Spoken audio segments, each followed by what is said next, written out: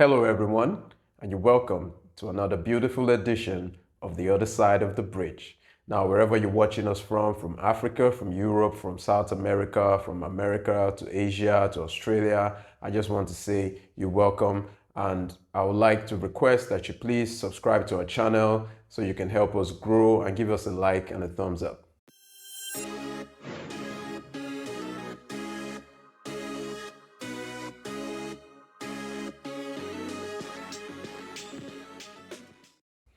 Yeah, without wasting much time, Chelsea 2, Wrexham 2. Different coach, same problems. Well, the match was played in the early hours of today, my time, and I had to stay up late to watch the match around 3 a.m. Um, it was an okay match, but we had kind of some issues, which I'm going to talk about in this video. For the coach, yeah, he came up. We got to see what Enzo Maresca is all about. We got to see his, tactics, and it was pretty much like last season. To be honest, there were only some couple of differences from what we had last season. And I'll start with the squad.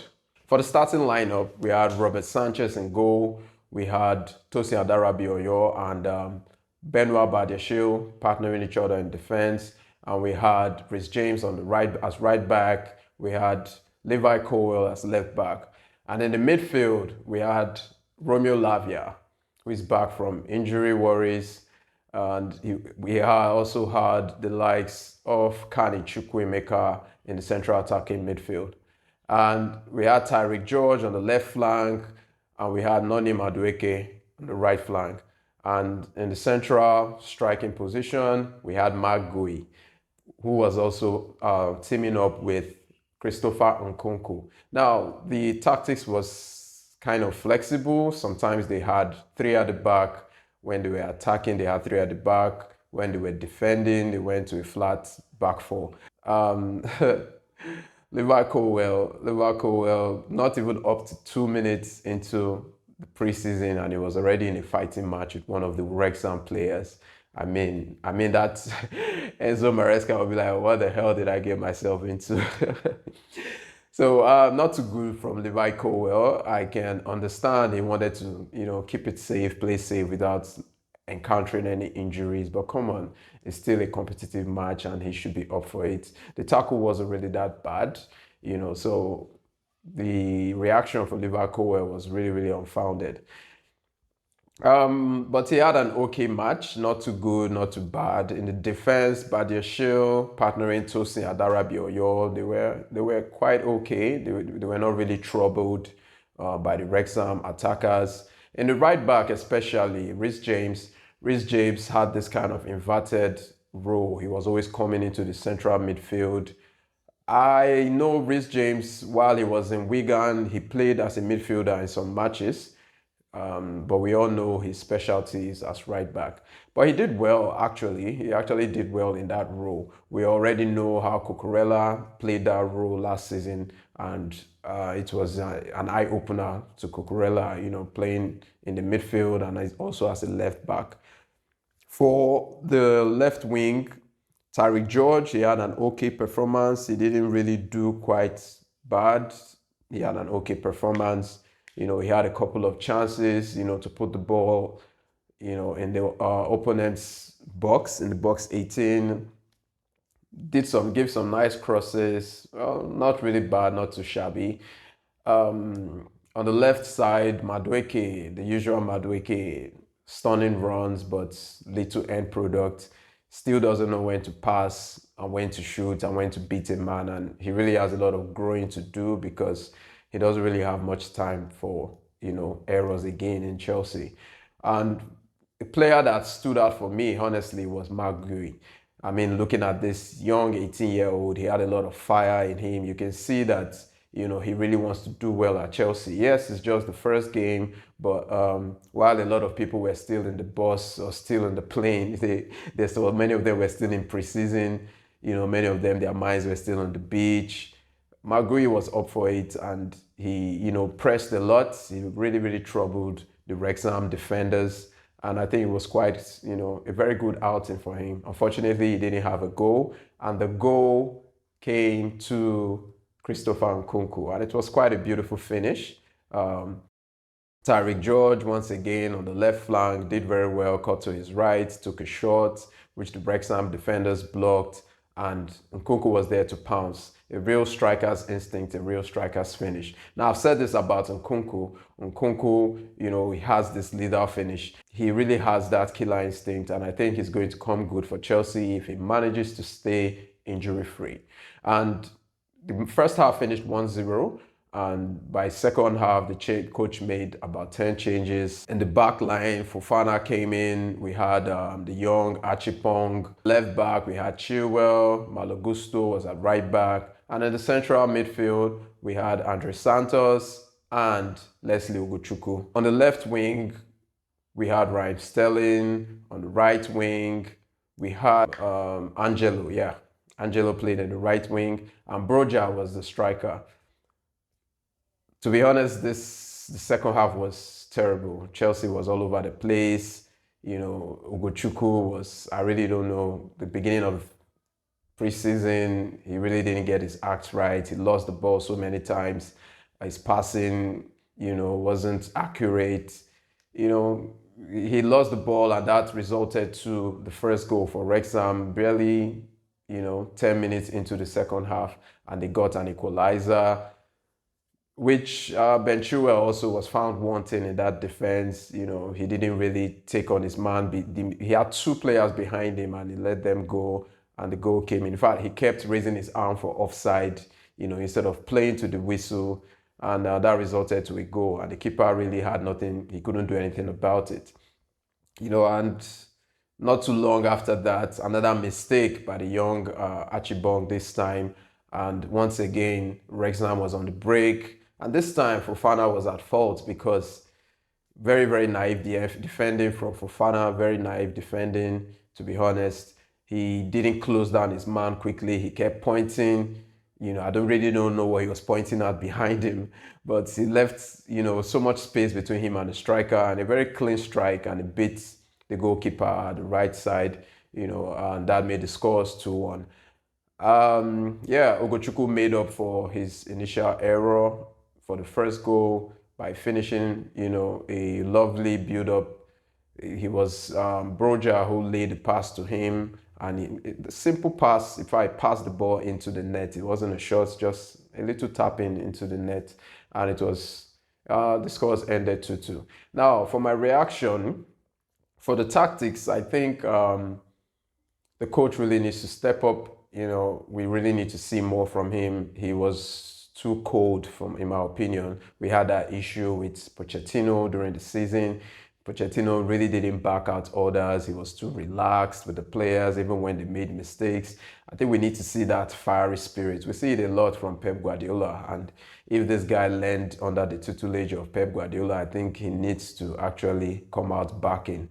There were too many loose balls. The defenders were all over the place. The attacking didn't have no coordination. Yes, you can say it's preseason, but come on, they've been training for about 2 weeks now in Cobhams. So we really need to, see some of those things that, we can use to go into the season. And I think the inversion of a right back or a left back into midfield should not be automatic. I think depending on the player, for instance, we know Reece James can actually play that role quite well. And we've seen it last season that Cucurella can also do the same. But in the second half, it was very clear that Malo Gusto, had issues in that midfield. He wasn't really comfortable. So many times he found himself very close to the box or inside the box, and he really couldn't do much. He's quite good running on the flanks. So I think he should limit it to when we have the likes of Cucurella or Reece James playing as right back or left back and right back, respectively. Also, I really like what I saw from Marc Guiu. I think he should be given a chance. Yeah, some people might say he should go out on loan, but I think he should be given a chance to fight for his place, in this Chelsea team, because we need players with that fire in their eye.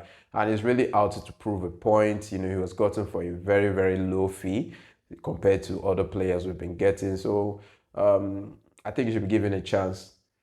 Raheem Sterling, same old Raheem Sterling, holds on to the ball for too long.